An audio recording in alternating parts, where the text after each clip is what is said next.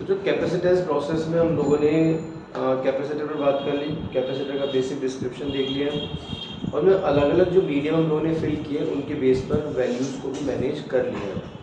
अब आगे हम लोग उन्हीं के सीक्वेंस में आगे बढ़ते हैं, लेकिन ध्यान दीजिए, सुनिएगा।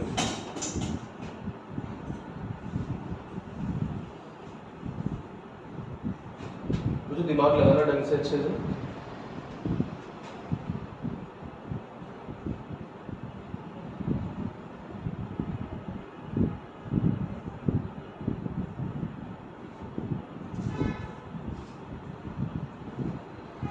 कैपेसिटर कॉम्बिनेशन पर बात स्टार्ट करते हैं।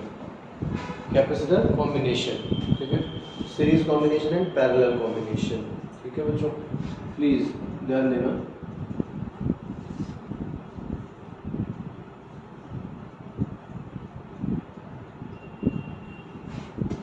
तो सीरीज कॉम्बिनेशन में क्या रहेगा बेटा, तो जो कैपेसिटर्स है इनमें 1 बाय 1 कनेक्टिविटी होगी। First capacitor plate number 1, plate number 2, second capacitor plate 1, plate 2, third capacitor plate 1, plate 2, okay. Second plate of C1 connect to first plate of C2, second plate of C2 connect to first plate of C3 and so on. First plate of C1 attached with positive potential source and second plate of last capacitor is grounded or connect to negative potential. Reference point AB, तो positive potential source आपने जो भी charge provide किया, आपको पता है first capacitor को charge मिलेगा, पॉजिटिव पोटेंशियल सोर्स से जो भी चार्ज दिया है वो फर्स्ट कैपेसिटर की फर्स्ट प्लेट को मिलेगा, याद है? यस, इससे क्या होगा, चार्ज इंडक्शन। तो चार्ज इंडक्शन से सेकंड प्लेट के फ्रंट सरफेस पर माइनस, और आउटर जो पॉजिटिव होगा उसको बेटा सेकंड कैपेसिटर एक्सेप्ट कर लेगा। तो सेकंड कैपेसिटर की फर्स्ट प्लेट पर, फर्स्ट कैपेसिटर की सेकंड प्लेट के बाहर जो चार्ज इंड्यूस हुआ था C1 की सेकंड प्लेट पर आउटर सरफेस पर जो चार्ज इंड्यूस हुआ था वो सेकंड कैपेसिटर की फर्स्ट प्लेट को मिल जाएगा। बात समझ में आती है? बता देगा।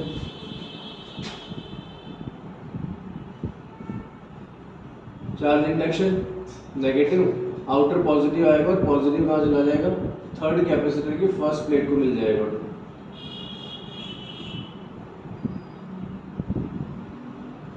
आउटर पॉजिटिव और ये ग्राउंडेड कर दिया जाएगा, ये कंडीशन रहेगी। तो ये सिचुएशन आपके सामने बच्चों, इस तरह से सीरीज कॉम्बिनेशन में चार्ज थ्रू आउट सेम रहेगा, चार्ज की वैल्यू कैपेसिटर के इलेक्ट्रिक कैपेसिटेंस वैल्यू के साथ चेंज नहीं होगी, वेराई नहीं करेगी, ठीक है, कोई दिक्कत नहीं। सीरीज कॉम्बिनेशन में हर एक कैपेसिटर पर स्टोर्ड चार्ज सेम रहेगा, सिमिलर रहेगा। कैपेसिटर की वैल्यू, कैपेसिटेंस की वैल्यू कुछ भी हो, चार्ज सेम रहेगा सीरीज कॉम्बिनेशन में। अब इस सिचुएशन में अपना सीरीज कॉम्बिनेशन में अगर हम लोग पोटेंशियल की बात करें तो B is equal to Q/C। आपको पता है सीरीज कॉम्बिनेशन में चार्ज थ्रू आउट सेम है, तो V और C कैसा, इनवर्सली प्रोपोर्शनल, ठीक है। तो जहाँ पर कैपेसिटेंस ज़्यादा है, जिस भी कैपेसिटर का कैपेसिटेंस ज़्यादा है सीरीज में, उस पर इफेक्टिव पोटेंशियल कम होगा, और कैपेसिटेंस की वैल्यू अगर कम बढ़ा तो पोटेंशियल कंपैरेटिवली बढ़ जाएगा। ये प्रॉपर्टी समझ में आती है, तो पोटेंशियल को दिक्कत है। सीरीज कॉम्बिनेशन में रिजल्टेंट कैपेसिटेंस की value 1/CS is equal to 1/C1 plus 1/C2 plus 1/C3। अगर 3 कैपेसिटर्स हैं तो रिजल्ट आपके सामने, ओनली अगर 2 कैपेसिटर होते हैं तो 1/C1 प्लस 1/C2, और इसको हम लोग शॉर्ट में C1 into C2/C1 plus C2 भी दे सकते हैं। लेकिन फॉर्मूला कभी कभी बच्चा डायरेक्टली 3 कैपेसिटर के लिए अप्लाई करता है, वो गलत हो जाएगा। इसको गलती से मत करते ना, C1 into C2 into C3/C1 plus C2 plus C3, गड़बड़ हो जाएगा। 2 कैपेसिटर है तो बिंदास आप यूज़ कीजिए, मोर देन 2 है और अगर आपको कैलकुलेट करना है तो फिर आप ऐसे फॉर्मूले को यूज़ कीजिए, ठीक है। वैसे ध्यान रखना लास्ट में जो आंसर आ जाएगा 1/CS का आएगा वो आंसर, तो उसको CS में कन्वर्ट करने के लिए लास्ट में रेसिप्रोकल भी करना, ये थोड़ा स्ट्रिक्टली ध्यान रखना, जल्दीबाजी में गड़बड़ मत कर जाना, ठीक है, ओके। इनकेस अगर n कैपेसिटर का यूज़ हो थोड़ा यही सीक्वेंस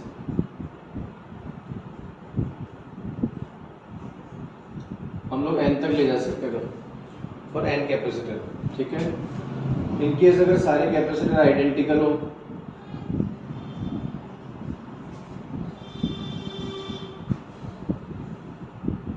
सीरीज में जितने भी कैपेसिटर है वो सारे आइडेंटिकल है बेटा आपस में, C1 C2 C3 up to Cn।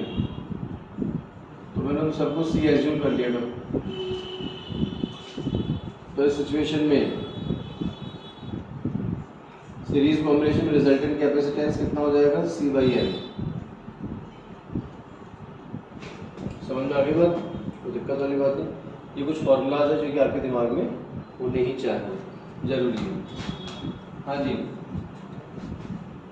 तो जो कॉम्बिनेशन में जो क्वेश्चंस आएंगे उन क्वेश्चंस में सॉल्यूशन इतना इम्पोर्टेंट नहीं होता, डिफिकल्ट भी नहीं होता। इनमें इम्पोर्टेंस किसकी होती है, आइडेंटिफिकेशन की। अगर आपके पास आपके सामने कोई भी क्वेश्चन आए एग्जाम में, तो आप उसे अगर प्रॉपर्ली आइडेंटिफाई कर लेते हैं एक्चुअल में यहाँ सीरीज कौन और पैरेलल कौन, अगर ये तुमने जज कर लिया ईमानदारी से, तो फिर आप टेंशन फ्री हो, आपको कहीं दिक्कत नहीं आएगी, कोई भी परेशानी नहीं आएगी। डन, कोई दिक्कत कोई परेशानी नहीं। हाँ बेटे सुनिएगा, थोड़ा पैरेलल कॉम्बिनेशन में बात करते हैं, ध्यान देना। इन पैरेलल कॉम्बिनेशन, थोड़ा सीरीज कॉम्बिनेशन में क्या होगा, 1 by 1 कनेक्टिविटी होगी। पैरेलल के अंदर क्या होगा बेटा, जितने भी कैपेसिटर आप लोगों ने यूज किया, जितने भी कैपेसिटर यूज किया बेटा, उन सबकी प्राइमरी प्लेट्स, मतलब फर्स्ट प्लेट एक साथ और सेकंड प्लेट एक कॉमन पॉइंट से अटैच हो जाएगी बेटा।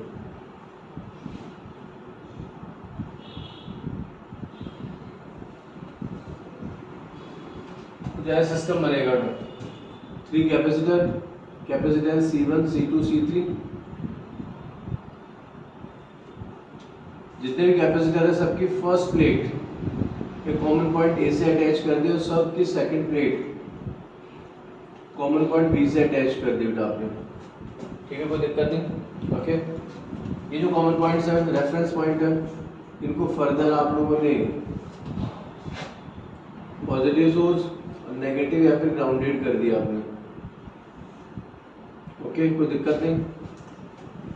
आप खुद सोचिए कि पॉजिटिव पोटेंशियल सोर्स से आपने जो भी चार्ज प्रोवाइड किया था वो थ्रू आउट सेम रहा हर कैपेसिटर में, लेकिन पैरेलल में ऐसा नहीं होगा। सीरीज में सेम रहा था, ऐसा नहीं होगा यहाँ पे पैरेलल में। तो जो भी आपने चार्ज दिया वो जो सपोज यहाँ आ गया, तो उसको आगे क्या होगा, फर्दर 3 ऑप्शन मिल रहे हैं। तो फर्दर जो डिवाइस है कौन है, कैपेसिटर। और कैपेसिटर की प्रॉपर्टी क्या होती है, कैपेसिटेंस। कैपेसिटेंस मतलब चार्ज को स्टोर कर पाने की कैपेसिटी। आप खुद सोचिए कि पैरेलल कॉम्बिनेशन में जिसका कैपेसिटेंस ज़्यादा उसमें चार्ज भी ज़्यादा स्टोर हो जाएगा क्या?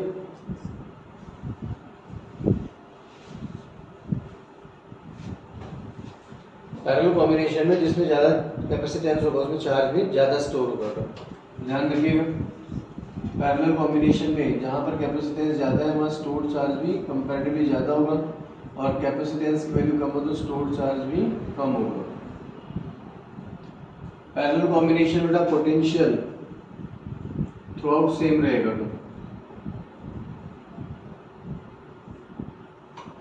पोटेंशियल तो दिक्कत है। पैरेलल कॉम्बिनेशन में रिजल्टेंट कैपेसिटेंस उसको Cp ले लूँ, सीरीज में रिजल्टेंट को आपने Cs लिया था, पैरेलल में रिजल्टेंट कैपेसिटेंस को Cp कितना रहेगा, C1 plus C2 plus C3। In case अगर n कैपेसिटर है तो n कैपेसिटर तो इसी सीक्वेंस को हम लोग फर्दर मूव कर देंगे। ओके, इनकेस अगर सारे के सारे कैपेसिटेंस सेम हो,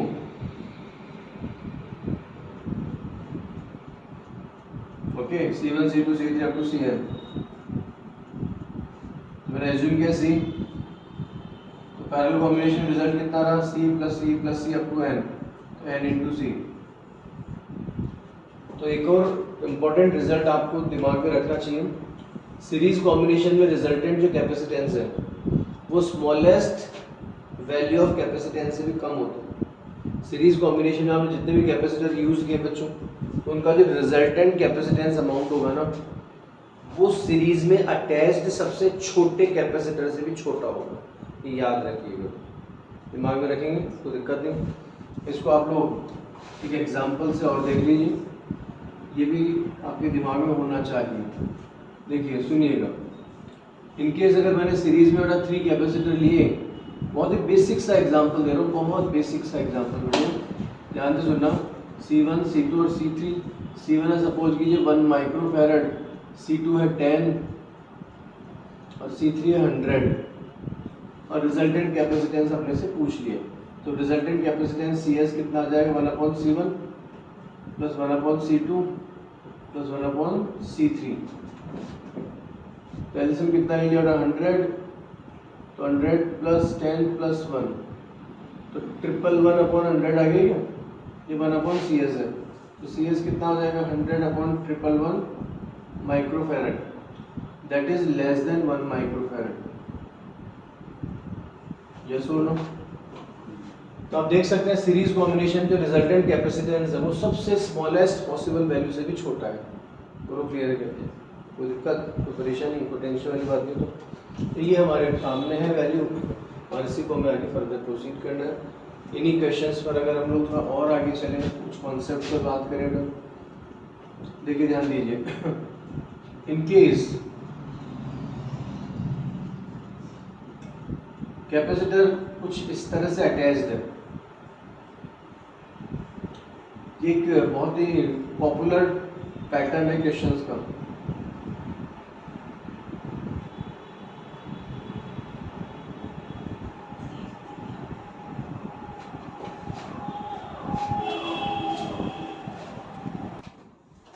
ये जो पैटर्न है इसमें रेफरेंस पॉइंट आप लिखिए AB। देखो ध्यान देना होगा, सर्किट में रेफरेंस पॉइंट का बहुत बड़ा रोल होता है। सर्किट वही है, सर्किट स्ट्रक्चर वैल्यूज सब वही है। रेफरेंस पॉइंट का डिफरेंस आ जाएगा, रिजल्ट चेंज हो जाएंगे। रेफरेंस पॉइंट से मीनिंग क्या है कि जिसके रेस्पेक्ट में आप इस सर्किट को फर्दर आगे सर्किट में अटैच करेंगे, या जहां से चार्ज के आने और मतलब इनपुट और आउटपुट होने के चांस बनेंगे, वो होंगे रेफरेंस पॉइंट। ठीक है, देखिए दिमाग लगाइएगा, यहाँ पर रेफरेंस पॉइंट है AB, तो अगर इसमें CAB हमने से डिस्कस करें, A to B capacitance A to B, तो बेटा यहाँ पर कोई भी दो कैपेसिटर ना तो सीरीज में ना पैरेलल में। आप सोचिएगा, अगर रेफरेंस पॉइंट A और B है तो P और Q आप सीरीज में डायरेक्टली नहीं ले सकते क्योंकि बेटा बीच में वायर अटैच्ड है। आप P और R को पैरेलल नहीं ले सकते, रीजन क्या है, इनके मिड में वायरिंग अटैच है एक्स्ट्रा। थोड़ा सीरीज और पैरेलल को पहले आइडेंटिफाई करना आप सीखिए। सीरीज का मतलब क्या है, 1 by 1 कनेक्टिविटी। पैरेलल का मतलब सबकी प्राइमरी प्लेट्स एक साथ, सबकी सेकेंडरी प्लेट्स एक साथ अटैच होनी चाहिए। तो आप पैरेलल इसको फाइनल करेंगे, ध्यान रखिएगा, समझ गए? ओके, तो इस सर्किट में दोनों ही फॉर्मूले फेल हो गए, ना तो सीरीज काम कर रहा है ना पैरेलल काम कर रहा है, ना तो सीरीज का फॉर्मूला यूज हो पाएगा ना ही पैरेलल का फॉर्मूला यूज हो पाएगा। तो फिर इस सर्किट को मैनेज कैसे करेंगे? तो ये व्हीट स्टोन ब्रिज कॉन्सेप्ट में आता है। किसमें आता है? Wheat stone bridge concept. तो व्हीट स्टोन ब्रिज कॉन्सेप्ट में हम लोग क्या करते हैं, ध्यान देना अच्छे से। कंडीशन मार्क की, if P by Q is equal to R by S, P और Q का रेशियो, R और S का रेशियो इनकेस अगर सिमिलर है, तो इस सिचुएशन में potential, electric potential of point C and electric potential of point D remain equal to each other. Point C और पॉइंट D का पोटेंशियल सिमिलर है, इक्वल होगा। पॉइंट C और पॉइंट D अगर सेम पोटेंशियल पर आ गए तो इसका मीनिंग क्या निकला ना, C और D अगर सेम पोटेंशियल पर है बेटा, तो C to D potential difference 0 हो गया क्या? तो पॉइंट C और D और इनके बीच में पोटेंशियल डिफरेंस कितना है? 0। यस, कोई दिक्कत नहीं। इनकेस अगर C और D सेम पोटेंशियल पर आ गए तो इनके बीच में पोटेंशियल डिफरेंस कितना हो गया? 0 हो गया। अब आप खुद दिमाग लगाइए, तो C और D के बीच में पोटेंशियल डिफरेंस 0 है, दिमाग लगा रहे हो ना। पॉइंट C और पॉइंट D में पोटेंशियल डिफरेंस 0 है, इसका मतलब ये जो कैपेसिटर आपको नजर आ रहा है, कैपेसिटर T, इसका होना या ना होना कोई इम्पैक्ट नहीं डालेगा सर्किट पर। जो कैपेसिटर T है वह अवेलेबल है तो भी और अवेलेबल नहीं है तो भी सर्किट के बिहेवियर में, उसके एप्लीकेशन में कोई चेंज नहीं कर पाएगा। रीजन क्या है? रीजन है कि इसमें चार्ज अप्रोच ही नहीं कर रहा है। ये अटैच्ड है तो भी इसमें चार्ज अप्रोच नहीं करेगा, और अटैच नहीं है तो कोई चांस है ही नहीं बेटा, कोई दिक्कत नहीं। रीजन क्या है? रीजन है कि सी और डी सेम पोटेंशियल पर आवे, तो इनकी वजह पोटेंशियल डिफरेंस जीरो हो गया। इसका मतलब इस ब्रांच में चार्ज का फ्लो होगा ही नहीं, चार्ज की एग्जिस्टेंस होगी ही नहीं, समझ गए? तो यहाँ पर हम लोग क्या कर देंगे बेटा, इस टी को नेगलेक्ट कर देंगे, और जैसे ही कैपेसिटर टी नेगलेक्ट होगा तो उसके बाद में बेटा ये जो सर्किट है ये बिल्कुल लल्लू बन जाएगा, बिल्कुल सिंपल हो जाएगा। ए और ये बी,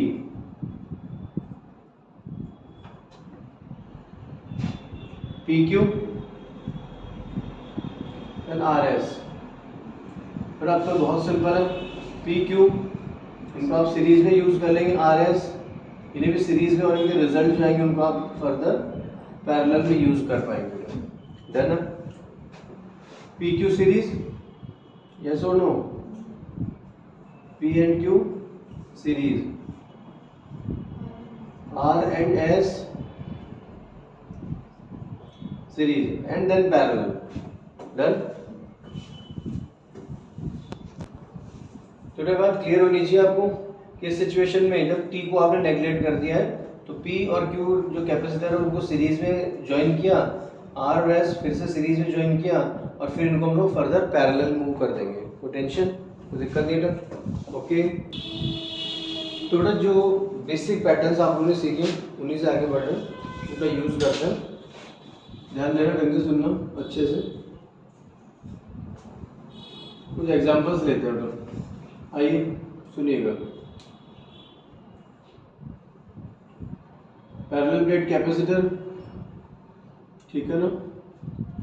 और आपने क्या किया, एक सेपरेटर लेयर बनाई यहाँ पे। प्लेट एरिया कितना ए और सेपरेशन कितना डी, और बीच में आपने एक सेपरेटर लेयर बनाई।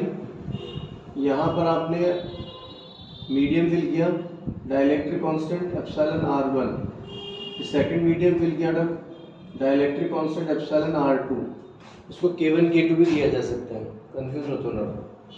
टोटल गैप डी था, तो फर्स्ट मीडियम आपने फिल किया D/2, देन सेकंड D/2। तो ये जो दो पोर्शन आपके सामने नजर आ रहे हैं, दोनों कैसे बिहेव करेंगे? As a series combination of two capacitor. इन दोनों का जो यूज हो कैसा होगा बेटा? Series combination of two capacitor.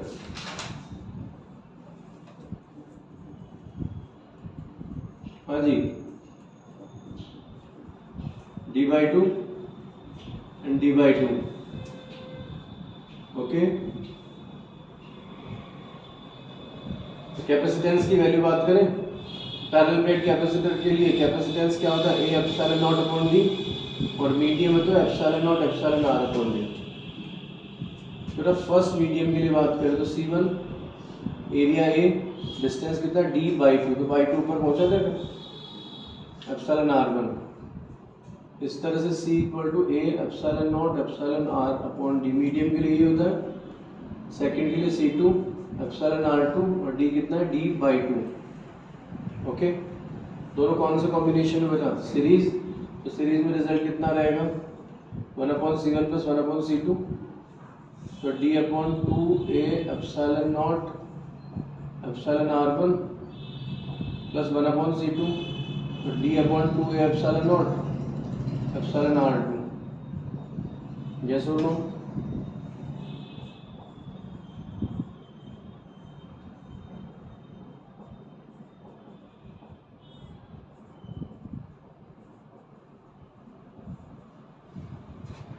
Then what is C?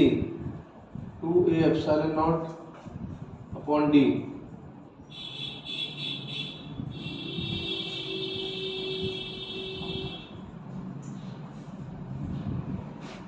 ये आपके पास है एग्जाम्पल नंबर 1। क्लियर है? तो दिक्कत वाली बात नहीं। नेक्स्ट कंडीशन लेते हैं, बहुत ही बेसिक एग्जाम्पल है।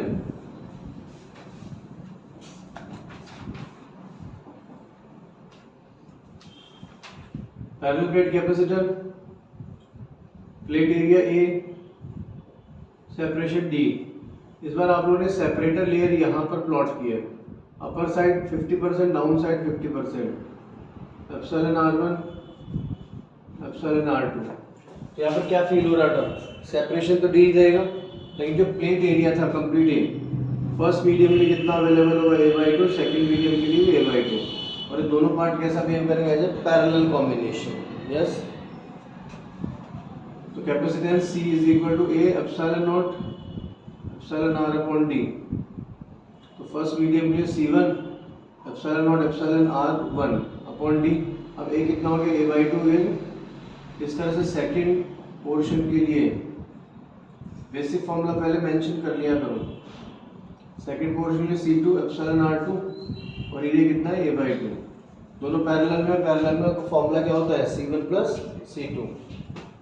तो पैरेलल में रिजल्ट C1 प्लस C2, तो A epsilon naught upon 2D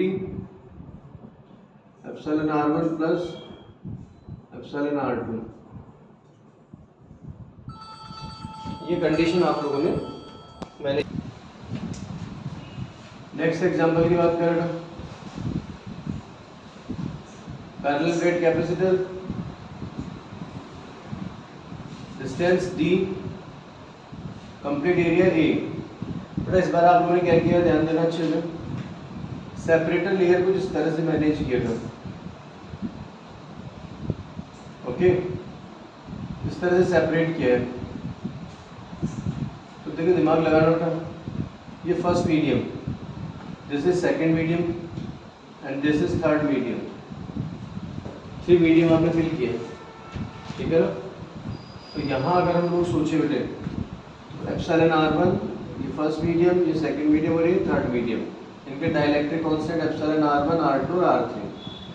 तो बच्चों यहाँ ये दोनों अपर मीडियम कैसा बिहेव करेंगे एज ए सीरीज, और इनका जो कॉम्बिनेशन का वो और ये थर्ड वाला पैरेलल. मतलब इनको अगर मैं इनकेस अगर सेपरेट करके मैनेज करने की कोशिश करूं तो इस तरह का सर्किट बन जाएगा क्या. फर्स्ट, सेकंड एंड थर्ड, बताइए प्लेट एरिया कितना है A. शायद आप भी इस बात को फील कर सकते हैं. अपर साइड और डाउन साइड एरिया a/2 और a/2. डिस्टेंस कितना था D. थर्ड के लिए तो डिस्टेंस पूरा सेपरेशन डिस्टेंस D रहेगा, और फर्स्ट के लिए जल्दीबाजी में बच्चे से जो गड़बड़ होती है वो यहाँ क्या होती है, कम्युनिकेशन के ऊपर है. उसका रीजन कि जब वो ना इनिशियली डिवाइड कर दो a/2 उसको डाइजेस्ट हो जाता है. तो वो देखता है यहाँ पर जब डिवाइड किया तो d/2 के साथ साथ a/2 को वापस से हाफ कर देता है. तो वो a/4 मत कर देना, थोड़ा ध्यान रखना. समझ गए नहीं समझे, तो इसको थोड़ा स्ट्रिक्टली ध्यान रखना. यहाँ पर एरिया a/2, यहाँ भी एरिया a/2, बस सेपरेशन d/2 हो गया. क्लियर. अब तो कर लेंगे आराम से, तो कर दें. कैपेसिटेंस अगर फर्स्ट के लिए बात करें तो C1 is equal to A कितना है a/2 epsilon naught epsilon R1, और सेपरेशन कितना है d/2. 2 कैंसिल करेंगे, C1 हो गया. ऐसे C2 के लिए क्या हो जाएगा a/2 epsilon naught epsilon R2 upon d/2. फिर से 2 कैंसिल हो गए, यही रहेगा. और थर्ड मीडियम के लिए C3 कितना हो जाएगा a/2 epsilon naught epsilon R3 और सेपरेशन D. तो आप खुद सोचिएगा, दोनों पहले सीरीज में और फिर एक पैरेलल में. यस और नो. तो C12 1 और 2 का जो रिजल्ट आएगा ना C12 तो कितना आ जाएगा बच्चों, A epsilon naught upon D R1 into R2 upon R1 plus R2. 1 और 2 जो सीरीज में है, तो सीरीज में रिजल्ट तो ले लेंगे ना आप लोग सिमिलर इस तरह से. बस ये बाई 2 नहीं आएगा यहाँ, ठीक है ना. बात समझ में आ रही. अब ये C12 और ये C3 किस में हो जाएगा पैरेलल में. तो टोटल कैपेसिटेंस कितना आ जाएगा C12 प्लस C3. 1 और 2 का सीरीज में रिजल्ट और ये C3 पैरेलल में, तो पैरेलल में रिजल्ट क्या आएगा C1 प्लस C2 इस तरह से. यस और नो. तो टेंशन नहीं, आप चाहें तो फाइनल आंसर मेंशन कर सकते हैं. A epsilon naught upon D R1 R2 R1 plus R2 plus epsilon R3 upon 2. कोई एक्सक्यूज, कोई दिक्कत, कोई परेशानी लो।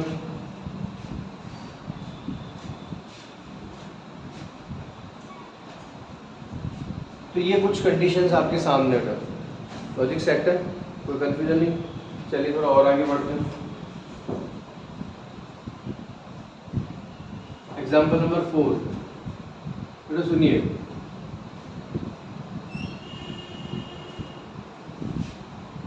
Capacitance C1, C2, C3, extra जो लाइन से कनेक्टेड है वो इस तरह से मैनेज किया था। A and B, 2 microfarad, again 2 microfarad, again 2 microfarad, ये सिचुएशन है। ओके, रेफरेंस पॉइंट क्या था? A B. Capacitor C1, C2, C3, values मैंने सबकी 2 माइक्रोफैराड ले लिए। सेम भी हो सकती है, अलग भी हो सकती है, ये कोई खास बात नहीं। ठीक है, हाँ जी बेटा, यहाँ मुझे CAB चाहिए, A to B, तो मैंने अपनी तरफ से कुछ एक्स्ट्रा रेफरेंस पॉइंट लिए। ये पॉइंट दिया D और ये दिया E। ठीक है, तो एक्स्ट्रा पॉइंट दे दिया सिर्फ रेफरेंस के लिए, दिमाग लगाना। पॉइंट ए से एक वायर कहाँ गया है? ई पर, और ए से सेकेंड वायर कहाँ गया? डी पर।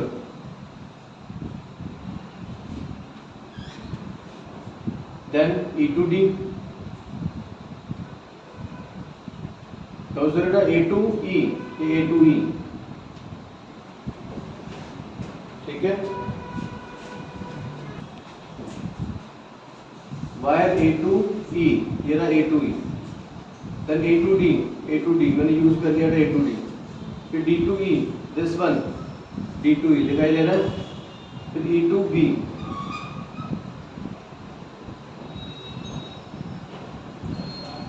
Then D to B. Okay, complete 2 microfarad है सारे, कोई टेंशन तो नहीं।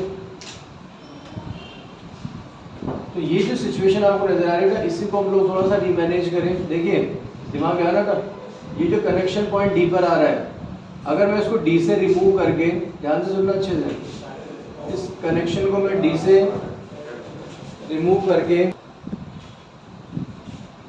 तो ना यहाँ जो पॉइंट डी पर कनेक्टेड था ना, उसको आपने यहाँ से रिमूव करके, और अगर पॉइंट बी पर ले जाए, और इसी तरह से ना पॉइंट ई पर जो कनेक्शन था उसको हम लोग रिमूव करके और पॉइंट ए पर ले जाए, तो कोई टेंशन नहीं। ये रिकॉम्बिनेशन प्रोसेस होता है। रिकॉम्बिनेशन प्रोसेस वहाँ तक अलाउड होता है जहाँ तक सर्किट के बेसिक नेचर पर कोई चेंजेस ना आए, वहाँ तक आप रिकॉम्बिनेट कर सकते हो। तो आपको दिमाग लगाइएगा, ये वायर पॉइंट डी पर कनेक्ट करो और ये वायर आप बी पर कनेक्ट करो, तो एक्स्ट्रा एलिमेंट है कि बीच में नहीं है। तो ना वायर चाहे डी से कनेक्ट करो चाहे बी से कनेक्ट करो, कोई फर्क नहीं पड़ रहा। इसी तरह से ये कनेक्शन ई पर था, ई से अगर आप लोग इसे बी पर ले तो गलत है। रीजन क्या है? रीजन है कि एक एलिमेंट को आप ओवरकम कर देंगे। ठीक है, तो ये कनेक्शन ई पर था, ई से हटा के आपने ए पर किया, तो कोई टेंशन नहीं, बीच में एक्स्ट्रा एलिमेंट नहीं है। तो अब ये सर्किट कुछ ऐसा बिहेव कर रहा है क्या? यस और no? Point A, point B, तीनों कनेक्शन मतलब तीनों कैपेसिटर कौन से कॉम्बिनेशन में? पैरेलल। तो अब यहाँ पर रिजल्ट बड़ा ही सिंपल है। टोटल कैपेसिटेंस कितना आ गया? C1 plus C2 plus C3, 6 microfarad answer. कोई एक्सक्यूज दिक्कत नहीं है?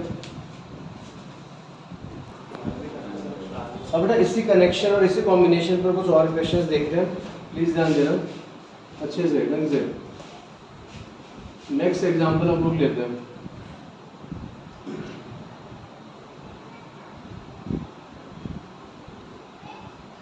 जस्ट अभी आप लोगों ने जो कॉम्बिनेशन पढ़ा है उसी से एक स्टेप और आगे चल रहे हैं हम लोग। रेफरेंस पॉइंट ए बी, सारे मैंने 2 माइक्रोफैराड लिए।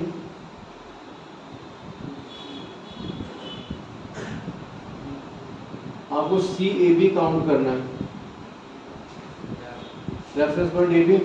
हम लोग अपनी तरफ से कुछ पॉइंट्स अगर मार्क कर लें, this is X, this is Y, तो देखिए पॉइंट ए, अब ए से एक वायर कहाँ जा रहा है, वाई पर। ये कैपेसिटर मैंने यूज कर लिया, ए टू वाई, ये यूज कर लिया मैंने, okay. Then A to X, please ध्यान देना, this one A to X, Y हमारे पास अवेलेबल है, एक्स भी अवेलेबल है, तो एक्स टू वाई,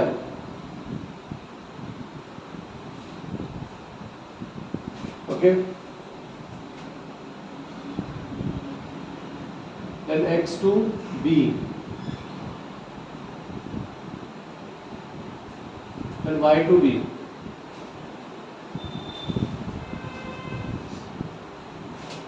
तो ये जो सर्किट है इसको हम इस तरह से चेंज कर सकते हैं ना, कोई समस्या दिक्कत वाली बात है। तो अब अगर यहाँ हम लोग कुछ कंपैरिजन करें तो देखिए दिमाग लगे, वीट स्टोन ब्रिज बन गया क्या, तो पी बाई क्यू और आर बाई एस चेक कर लें। पी बाई क्यू कितना है, 2/2, आर बाई एस कितना है, 2/2।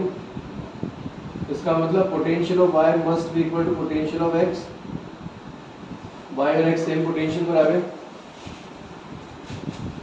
तब ये नेगलेक्ट हो जाएगा ना, अबे नेगलेक्ट होते ही जो ब्रांच है ए वाई बी, पाथ कौन सा है, ए वाई बी, तो ए वाई बी पाथ में ये 2 और ये 2 किस में आ गए, सीरीज में आ गए क्या बच्चों। तो सीरीज कॉम्बिनेशन रिजल्ट कितना रहेगा, C1 × C2 upon C1 + C2, 1 microfarad. इसी तरह से सेकंड पाथ लिया था ए एक्स बी,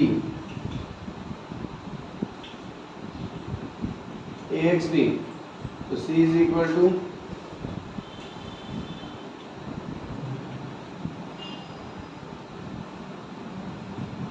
टॉप जो ब्रांच है उसका रिजल्ट 1 माइक्रोफैरड, बॉटम ब्रांच का 1 microfarad.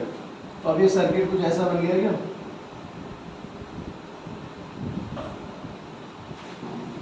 Reference point A, reference point B, A and B, तो 1 माइक्रोफैरड अगेन 1 माइक्रोफैरड, दोनों कौन से कॉम्बिनेशन में आ गए, पैरेलल, ओके। दोनों पैरेलल में आ गए, तो पैरेलल में रिजल्ट कितना रहेगा, C1 + C2, तो 1 + 1 2 microfarad, this is the answer. Clear है, कोई क्वेश्चन, कोई दिक्कत नहीं था।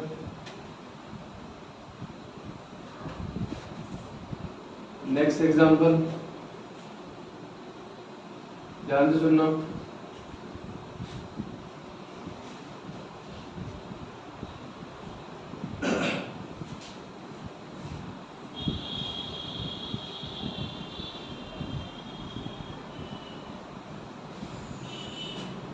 ए बी एक्स वाई, तो उस पॉइंट्स हम लोगों ने लिए, सारे 2 माइक्रोफैरड है।